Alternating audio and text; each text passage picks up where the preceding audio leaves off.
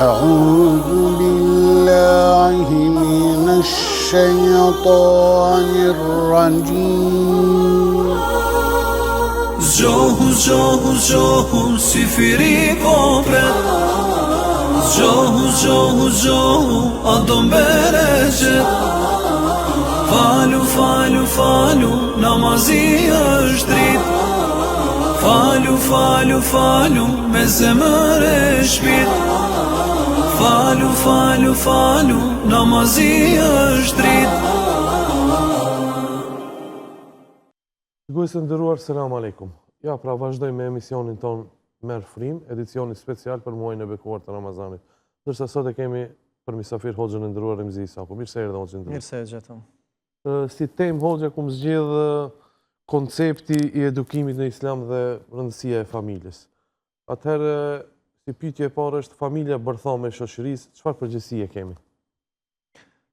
Bismillahirrahmanirrahim. Allahun e falenderojmë dhe falje dhe ndihmë prej tij kërkojmë, ndërsa salate për shëndetje dërgojmë profetit ton alayhi salatu wassalam dhe gjithë atyre që ndjekin në rrugën e tij. Familja bërtham e shoqërisë është një emanet shumë i madh, se Allahu ka krijuar njeriu me përgjegjësi individuale dhe shoqërore, duke filluar prej përgjegjësisë ndaj vetvetit, pastaj përgjegjësisë ndaj familjes të ngushtë, e pastaj edhe ndaj shoqërisë. Prandaj nuk rregullohet jeta pa u rregulluar çështja e familjes në fillim, që për fat keq disa agjenda me çdo kusht janë të munduar me dëmtu apo me shkatruar termin familje. Allahu ka përmend në Kur'an në disa ajete familja Ibrahimit, ale Ibrahim, ale Davud, familja e Davudit dhe ashtu me radhë. Dhe padyshim nëse Zoti ka përmend në Kur'an edhe në disa herë ka potencuar familjen, atëherë kjo ka një përgjegjësi të madhe. Zoti në Kur'anin familjar për bërthamën e familjes thotë ja ayyuhalladhina amanu, o ju që keni besuar Allahun, ruani vetveten dhe familjen tuaj nga zjarmi i xhehenemit. E ka për qëllim ruani vetveten nga padrejtësitë, ruani vetveten nga mëkatet, ruani vetveten nga devijimi dhe ashtu me radhë, por nuk ka thonë ruaje vetëm vetveten, por ka thonë u ehlikum dhe të afërmin familjen tënde. Edhe kjo përgjegjësi i takon secilit besimtar dhe besimtare që të jetë i kujdesshëm se nëse dojmë ne ardhmëri të shëndosh, patjetër të kemi familje të shëndosh. Po du ta potencoj nëse flasim për familje termin, çka e përbën familjen, e përbën prindi, babai, burri dhe gruaja. E pastaj kuptimin e jetës jep nëse Allahu i gëzon me fëmijë djem dhe vajza, apo vetëm djem, apo vetëm vajza, asaj i thon një familje. Prandaj Allahu në fillim kur e krijoi Ademin alayhis salam, nuk e krijoi me lanë të vetëm. Edhe pse ishte në xhennet, Allahu e krijoi Havën nga brini i Ademit alayhis salam dhe u rahatu. Pastaj kur Allahu e zbriti në tokë Adem alayhis salami, nuk u rahatu derisa e gjet bashkëshortin e tij. Kjo është natyrshmëri, kjo është fitret. Dhe Allahu e bashkoi Ademin dhe Havan dhe filloi jeta e besimtarëve. Allahu thot: "Ya ayyuhan nas inna khalaqnakum min dhakarin wa untha." O ju njerëz, ju kemi krijuar nga mashkulli dhe femra. Pastaj ju kemi ndarë në fise dhe kabile që të njoftoheni mes ju, që të bashkëjetoni me ju. Dhe nëse këtë formulë dikush don ta zhduk, nuk ka mundësi asnjëherë, se kjo është formulë e Zotit. Por ne po flasim për një familje të shëndosh, për një prind dhe për një babë dhe për një nanë, të cilët kanë përgjegjësi dhe i kryjnë obligimet reciprok në mesin e tyre. E pastaj i japin kuptim se jeta pa martesë mes burrit dhe gruas, po flas prindi 1, prindi 2, po flas natyrshmërinë që Allahu e ka krijuar, atëherë kuptimi i jetës është kuptim me martesë, edhe me standard, me martesë dhe me standard të asaj që na ka porositur Zoti dhe profeti sallallahu alaihi wasallam. Pastaj kuptimin e jetës të mirë i jep pasardhësit e tonë, kuptim. Ti mund të kesh ndoshta më i pasur i botës. Ka qenë më pushtetar në historinë e njerëzimit, ka qenë Firauni, por në jetën e tij e ka pas bashkëshorten Asja. Karuni ka qenë më i pasuri, e ka pas në krah, do të thotë në jetën e tij e ka pas bashkëshortën. Prandaj kuptimi i jetës është me martesë normale dhe me standard të halalit në sipas Kuranit dhe Sunetit.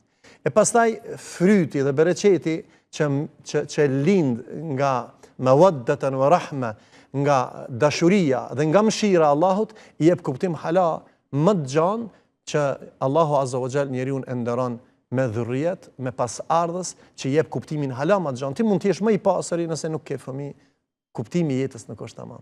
Edhe shpeshherë përsërisën, nëse flasim për shumë lloje të fakturave në këtë botë, flasim për një banesë sa kushton, e ka çmimin, për një veturë e ka çmimin. Pyetja është, sa është çmimi një fëmijë sot? A ka mundësi dikush ta faturon të thotë çmimi është aq ose kaç? Kjo është dëshira absolute Allahu, kujt na don i jep djem, e kujt na don i jep vajza, e kujt na djem, dikujt i jep edhe djem dhe vajza, dikujt nuk i jep hiç. Prandaj kjo mirësi dhe ky bereqet me jetën bashkëshortore kompleton kuptimin e jetës në këtë botë, që ki përgjithësi si burr ndaj gruas dhe gruaja ndaj burrit, e pastaj me këtë bereqet Allahu të jep pasardhës dhe duhet vazhdosh, do të thotë me përgjithësinë që e ke ndaj evladit. Problemi të evladit dhe fëmijët, cili është objektivi i edukimit të fëmijëve, hoxhë nderuar? Jeta besimtare duhet të jetë këtë adhurim, edhe përgjithësia ndaj familjes, edhe përgjithësia ndaj fëmijëve, dhe edukimi, do të thotë objektivi kryesor i prindit ndaj fëmijës është që të edukohet në frymën që ta njeh madhninë e Zotit. Të jeton i edukuar, të jeton me një moral, të jeton me dije të lartë. Dhe ka shumë obligime. Mirë po, kjo nuk mund të arritet derisa ti nuk ke fiksionim që fëmijën tan ta ngritish në shkalla të larta. Kur flasim në shkalla të larta, ne shpesh herë thojmë, po, ja kam lënë një pasuri djalit trashëgimi, ja kam lënë filan fabrikën, ja kam lënë filan biznesin, ja kam lënë. Jo. Nuk kërkohet nga besimtarit që të fokusohet vetëm në aspektin material të le trashëgimi fëmijëve të tyre. Trashëgimia më e mirë është mbjellja dhe instalimi i adhurimit me njoftë Zotin e Madh. Se nëpërmjet edukimit, objektivi kryesor, nëpërmjet edukimit të fëmijëve e arrim adhurimin dhe emanetin se Allahu ty dhe mu na ka dhënë evlad, që ne ta kryjm obligimin ton duke i edukuar ata në edukimin, në besimin në njohurinë e Zotit dhe në virtytet e larta. Një prind e ka obligim të harxhon shumë kohë, për fat keq shumë prind nuk harxhojnë kohë, as energji, nuk ndajnë kohë për fëmijët e tyre. Edhe nuk mundesh ta edukosh fëmijën derisa ti nuk e trajton ashtu siç meriton ai fëmijë. Ndoshta ti humb shumë energji për t'ia ngrit standardin e dynjas, ja humb standardin e shpirtit dhe vetdijes, dhe fëmia jot nuk është i shkolluar. Në shekullin 21 nuk është i shkolluar. Shekulli 21 është i pamoralshëm, është i pasjellshëm, është për çka? Për shkak mungesës tënde që ti si prind je nishin edukim. Zerot e shkollimit të fillorës, të mesmës, fakulteti janë 0, po është 0. Edukimi edhe mbjellja dashurisë dhe pikësynimi i lartë për të jetuar siç na porosit Zoti dhe profeti alayhis salam është njëshja, ajo është edukimi që e ka obligim secili besimtar. Hoxhë nderuar, a mund të na tregosh konceptin e edukimit në aspektin islam? Kanë folë shumë dietar për konceptin e edukimit, unë do të përmeni vetëm disa. Do thotë, e para është në këtë kohë dinamike, sidomos në kohën e fëmijërisë, me pas vigjilencë të lartë, me pas kujdesje të madhe që me rujt natyrshmërinë e fëmijëve. Çka do të thotë me rujt natyrshmërinë e fëmijëve? Do të thotë m'ia instalu vlerat më të mëdha në shpirtin dhe në kapacitetin e fëmijës që mund, do të thotë me komuniku në psikologjinë e fëmijës, m'ia bë të dashur Zotin. Në vend që t'ia lexosh një histori e cila nuk ka ekzistuar asnjëherë, ti e merr një histori të Jusufit alayhis salam, djaloshi të bukur. Ja ban të dashur Jusufin alayhis salam. Ja ban të dashur Muhammedin sallallahu alaihi wasallam, ja ban të dashur Ibrahimin alayhis salam. Dhe në këtë formë, sot në këtë kohë dinamike, kur dhe lodra nuk janë në formën e natyrshme, ti nxjerr fëmijët nga natyrshmëria. Edhe lodrat, nëse flasim për llojet e kafshëve, kanë ndryshim për shkak të disave që dojnë t'i nxjerrin nga natyra e fëmijëve. Prandaj, e para, koncepti dhe obligimi i parë i besimtarit ndaj fëmijës është me rujt fitretin, natyrshmërinë, mi fol shumë për me dashur të Zotin dhe profetin. Me njoft, me ja vizatun psikologjinë e fëmijës që me bë të dashur fejen e Zotit, qysh në kohën e fëminisë. Koncepti i dytë i edukimit është që besimtari t'ja jep më të shtrenjtën, t'ja jep më të çmueshmën. Ajo është instalimi i vlerave të besimit. Ta njeh madhninë e Zotit siç e meriton. Ti njeh emrat e Zotit, ti njeh cilësitë e Zotit, ti din obligimet karshi madhni Zotit. Po hoxh nuk e ka obligim faljen e namazit. Por nëse nuk e mëson prin 7 vjet fëmijën me fal, mas 18 viteve ki vështirë. Prandaj koncepti i edukimit fillon prej fëmijës, duke filluar normal obligimet që i takojnë fëmijës, thirrja e ezanit, emërtimi me emër të bukur ashtu. Mirë, po si fillon jeta fëminore, do të mi fol në gjuhën e fëmijës e pastaj mja imponu dhe mja bë të dashur namazin, mja bë të dashur veprat e mira edhe me fol sidomos rreth çështjes së moralit. Mos mi alon rastësisht në ta edukon dikush tjetër. Për fat keq, një kategori e madhe e fëmijëve tonë, për shkak neglizhencës dhe mos konceptit të edukimit të duhur ndaj prindërve, fëmijat sot janë të devijuar. Ma shumë komunikojnë me dikant tjetër se sa me prindërit. Për shka? Se kohën nuk ja dedikon të çmueshme fëmijës. Zoti ty, nëse ta ka dhënë mallin për me qenë përgjegjës për mallin dhe e mbron kapitalin që të t'ja lësh trashëgimi fëmijës, atëherë mbroja fejen dhe moralin fëmijës. E treta, mos ja imponon nëse fëmia jot ka ndonjë koncept i edukimit. Ndonjëherë unë jam hoxh dhe kam dëshirë fëmijën tem ta bëj hoxh. Gabim është. Nëse fëmia jem ka talent që të bëhet inxhinier i suksesshëm, nëse fëmia jem e njeh matematikën dhe duhet të bëhet profesor i matematikës, nëse fëmia im e don shkencën e fizikës, nëse fëmia im e don ndonjë lëmi tjetër, Sportin. ose sportin, do të thotë leje në natyrën e tij. Nuk ban që ti do të ti e ke obligim t'ja stimulosh dhe ta ndihmosh për atë çfarë talenti ka. Është gabim nëse dikush Me imponu. Dikush, për shembull, është hoxh dhe ja imponon hoxhallokin. Dikush është inxhinier dhe ja imponon që të bëhet fëmia i tij inxhinier. Jo, leje natyrshmërinë. Allahu secilin e ka krijuar me natyrshmëri të veçantë. Por ajo çka ka më rëndësi, edhe inxhinieri, edhe ai mjeku në medicinën që e don dhe ka specializuar, edhe ndonjë lëmi tjetër, gjithë janë shërbimi në njerëzimit. Dhe ne kemi nevojë, s'kemi nevojë vetëm gjithë për hoxhallar. Ne s'kemi nevojë gjithë për mjek. Po ne kemi nevojë edhe për mjek, edhe për hoxh, edhe për edukator, edhe për psikolog, edhe për inxhinier, edhe për biznesmen që punojnë me standard halalit, atëherë ne duhet gjithë këto t'ja vapin ngjyrën e fesë, ngjyrën e vlerave të halalit, po flas. Që ata ta ngritin vedijen e shoqërisë tonë. Edhe nuk ka investim më të mirë se sa investim në zhvillimin e talentit të fëmijëve. Ndëgjoni edhe me. Do thotë nuk ka zhvillim më të mirë se sa me lanë rrjedhshëm, natyrshëm talentin të cilën Allahu ja ka dhënë fëmijës ti t'ja stimulosh, jo ta ndalosh. Edhe shumë djem apo fëmijë të prindërve kanë devijuar për shkak se ka pas çet shumë presion nga prindërit se t'ja plotësoj dëshirën prindit të bëhem kështu ose ashtu. Do thotë element prej konceptit të edukimit është zhvillimi i talentit dhe prirjen që e ka t'ja stimulosh. Orientimi tjetër me radhë është shumë i rëndësishëm që në këtë kohë ku ka humbur shumë ajo është vlera se feja është moral dhe një popull që nuk ka moral nuk ka vlera.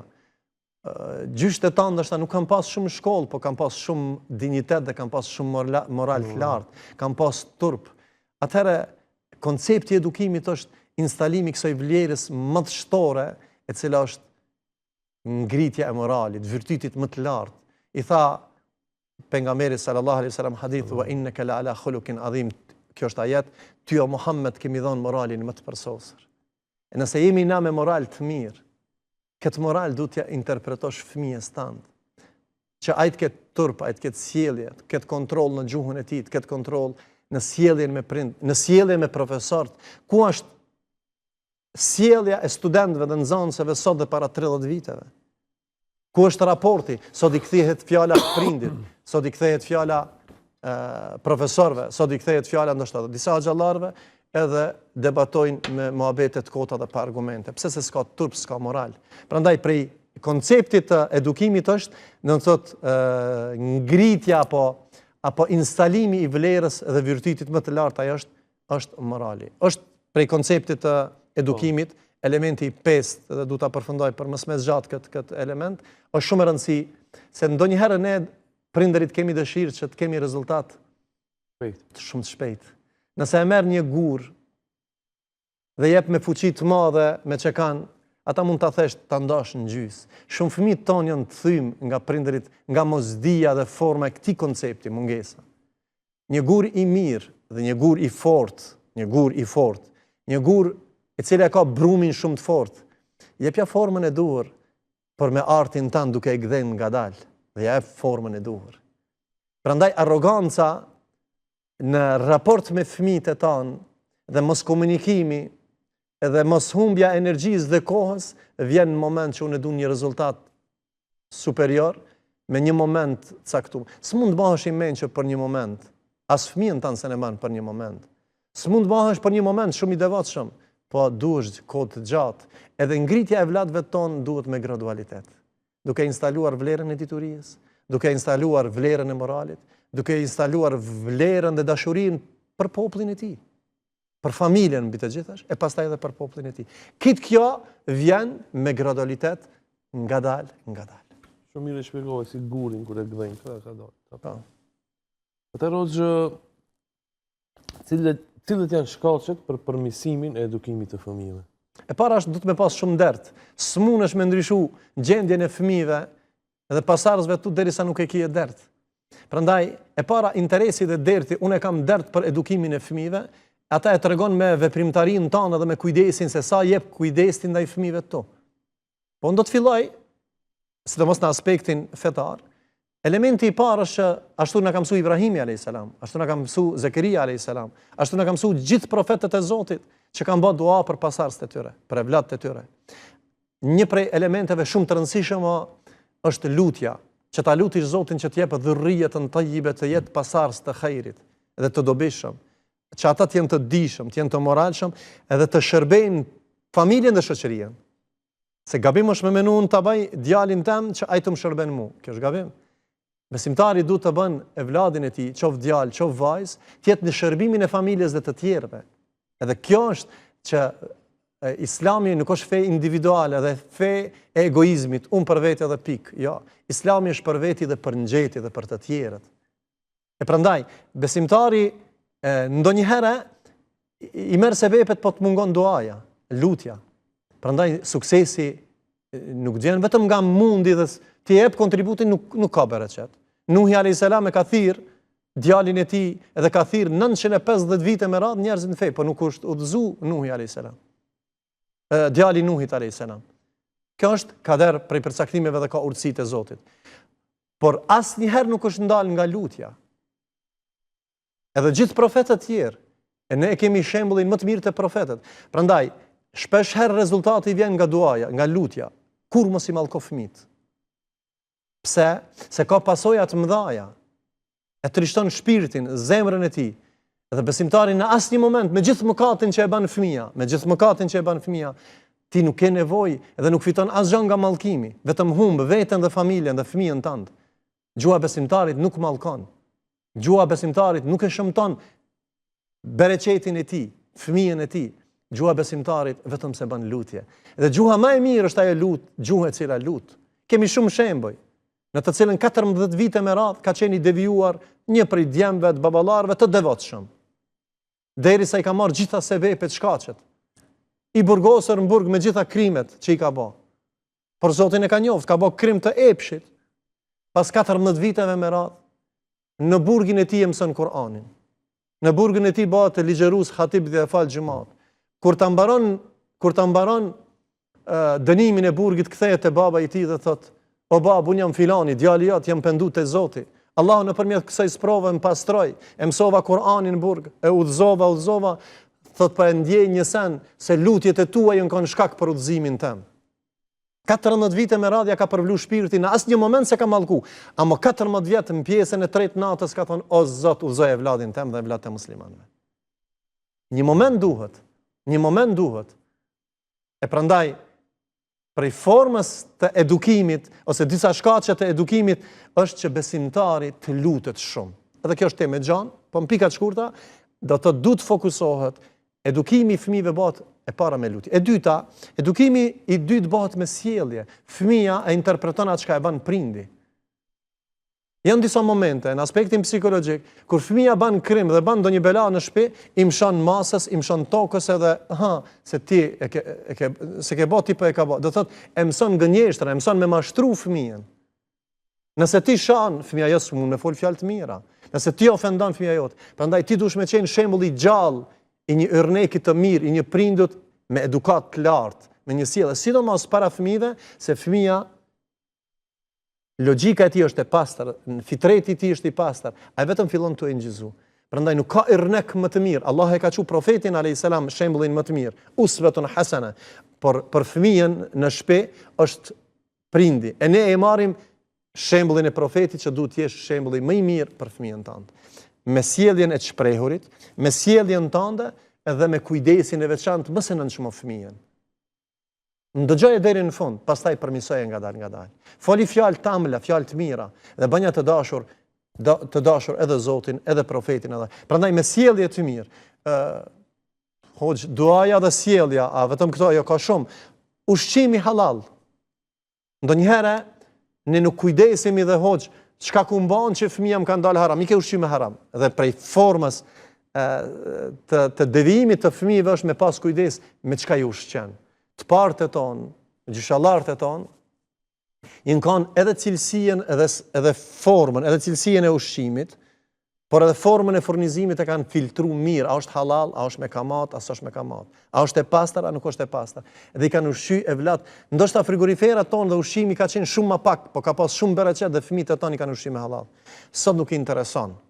Në kuptim të hadithit, pejgamberi sa ka thonë se do të vjen një kohë nuk i intereson njerëzve a është halal, a është haram dhe do të ushqejnë fëmijët e tyre. Pastaj ata e korrin me ushqimin e tyre nëpërmjet fëmijëve që nuk bëhen rahat. Sa prind tan nuk flenë rahat mesin e natës.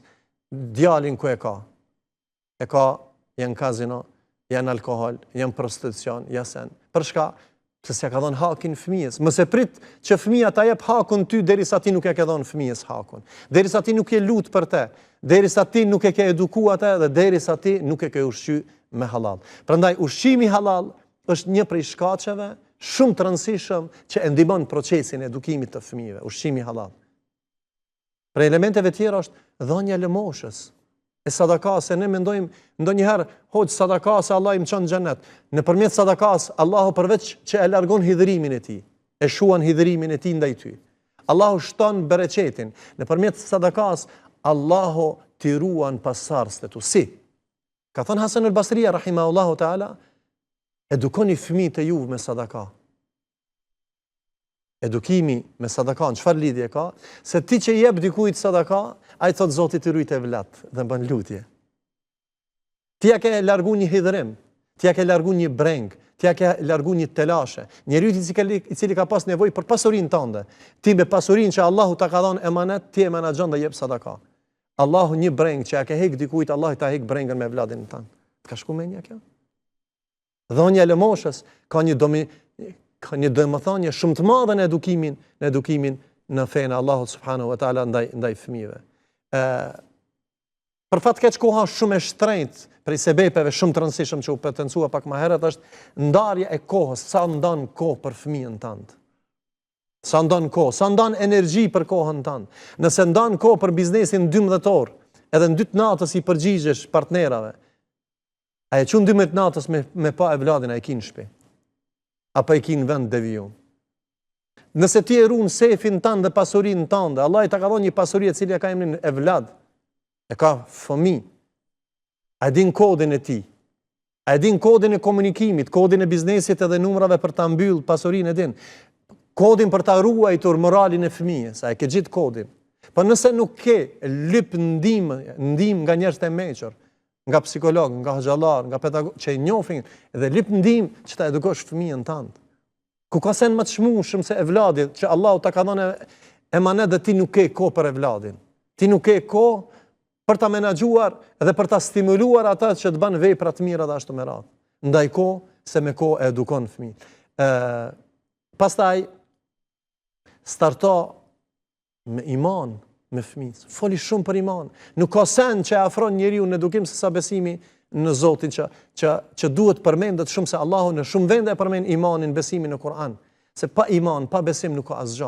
Imani e ruan njeriu nga gënjeshtra, imani e ruan njeriu nga veprat e shëmtuara, imani e ruan njeriu nga fitnet, imani e ruan njeriu nga amoraliteti, imani e ruan njeriu nga çdo punë e zezë dhe punë e keqe. Instaloj vlerën më të çmueshëm e cila është besimi në fëmijët, do të thotë në Allahun subhanahu wa taala. Hoxh, për fund një porosi. Porosia është që besimtari duhet me pas parasysh këtë emanet që Allahu ta ka dhënë, nëse don të jesh i lumtur dhe i gëzuar, Allahu azza wa jall nëpërmjet edukimit ka më të rahatu shpirtin, nëpërmjet edukimit të fëmijëve. Pse?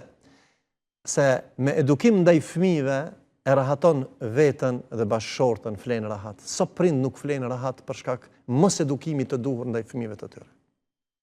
E dyta, me edukimin e fëmijëve arrim një siguri shumë shoqërore. Këto çmenduri që ndodhin në shoqëritë tona. Ky kaos që ndodh është për shkak mungesës edukatës. Prandaj sjell rahatin e shoqërisë. Ne e dojmë rahatin individuale, e dojmë rahatin e familjes tonë, por me aspektin me edukimin e lartë e arrim sigurinë shoqërore, e arrim sigurinë ekonomike, e arrim sigurinë e diturijës, e arrim sigurinë e shkollimit, e vetdijes, e vlerave më të larta shoqërore. E ne kemi nevojë për evlad që besojnë, për evlad që janë shkolluar, për evlad që kanë moral dhe ashtu me radhë. Prandaj, fillo edukimin prej shtëpisë. Nuk mundet të edukohet jashtë fëmia, po starton prej shtëpisë. Dhe nuk ka gjë, thot pejgamberi sallallahu alaihi wasallam për fund, nuk ka gjë më të mirë që mund m'ia ulan prindi, evladit, fëmijëve të tyre, sesa edukata e mirë. Ardhmëri shënoshme edukat të mirë. Këtë edukat e gjejmë në Kur'anin famlar dhe në sunetin e profetit sallallahu alaihi wasallam. Nuk po du me përfundu emisionin Hoxh pa e cek edhe një kategori e sprovuar mesin e muslimanëve, të cilën e cek e porëzit pak, ata që nuk kanë fëmijë. Dhe më thonë një këshill nga ju për ato nëna të mërzitura, ato baballar të mërzitur, që nuk kanë fëmijë. Nuk janë as nëna as baba.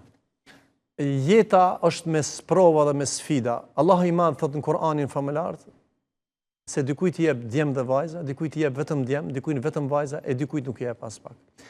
Besimtari në asnjë moment nuk duhet ndal, po vetëm se duhet me lutë Zotin. Me lutë Zotin e madh. Porosia ime është pas jemi në muajin e Ramazanit, ata që nuk kanë fëmijë, janë disa shkaqe jashtë aspektit medicinal. E para është istighfari. Thot i madhi Zot, istaghfiru rabbakum innahu kana ghafara. Kërkoni falje se Allah i fal. Pastaj ju zbret bereqet nga qielli. Pastaj ju e pasuri, pastaj ju e amwal wal banin, ju e edhe evlad. Istighfari dhe shpeshtimi i istighfarit, sidomos në muajin e Ramazanit, është shkak që Allahu t'jep evlad. E dyta, lutjet e pandërprerë. Pasi ne jemi në muajin e Ramazanit, ku pranohen lutjet, nuk duhet besimtari dhe besimtarja në asnjë moment më shumë të mbështetet te mjeku sesa tek Zoti, se Allahu është ai i cili thot në surën Al-Imran, huwalladhi yusawwirukum fil arhami kayfa yasha. Allahu krijon fëmijën në mitrën e nanës ashtu siç çdon ai. Dhe kemi shumë dëshmi. Një prej dëshmive është që mjekësia ka vërtetuar 17 vite me radhë, koleg, hoxh, vëlla jon i dashur, 17 vite me radhë nuk ka pas fëmijë. Pas 17 viteve me radhë, rezultatet në aspektin medicinal kanë qenë zero. E ka përdorur lutjen dhe istighfarin, që nëpërmjet kësajna Allahu azza wa jall mas 17 vite i ka dhënë Muhamedit. Por në asnjë moment Zakaria alayhis salam, idealit Muhammed. po. Zakaria alayhis salami e kërkoi Zotin edhe pse ishte në pleqëri, Allahu i dha evlad Yahyan alayhis salam. Prandaj ne nuk dal, po nëse Allahu e ka caktuar që mos me pas, atë ne i bëhemi teslim, i nënshtrohemi kaderit Zotit. Mirë po, nuk do të thotë se nuk duhet të mirën shkaqet, edhe medicinale, edhe sebepet medicinale. Pa i njoru me aspektin medicinal, mirë po dhe një sen. Lidhshmërinë tënde me Zotin mos e bën asnjëherë, mos e ndal asnjëherë. Po vazhdimisht kërko. Sidomos në këtë muaj të Ramazanit, ata që janë sprovuar që nuk kanë fëmijë, e lutim Allahun që Allahu t'i gëzon dhe t'i jep fëmijë, por mos të ndalen duke e lutur Zotin. e dyta duke i shtuar istigfarin, dhe e treta duke i marrë sebepet medicinale. Ka edhe shumë shkaqe tjera, po në pikat shkurta këto janë. Allah i shpërbleft, hoxha, ishte kënaqësi që të patëm. Njashto, faleminderit, Zoti i shpërbleft. Shikues të nderuar, shifemi nesër prap me emisionin e radhës. Ky pra ishte hoxha i nderuar Remzi Isaku, e shifemi prap nesër. Selam aleikum. أعوذ بالله من الشيطان الرجيم Zgjohu, zgjohu, zgjohu, si firi popret Zgjohu, zgjohu, zgjohu, a do mbereqet Falu, falu, falu, namazi është drit Falu, falu, falu, me zemër e shpit Falu, falu, falu, namazi është drit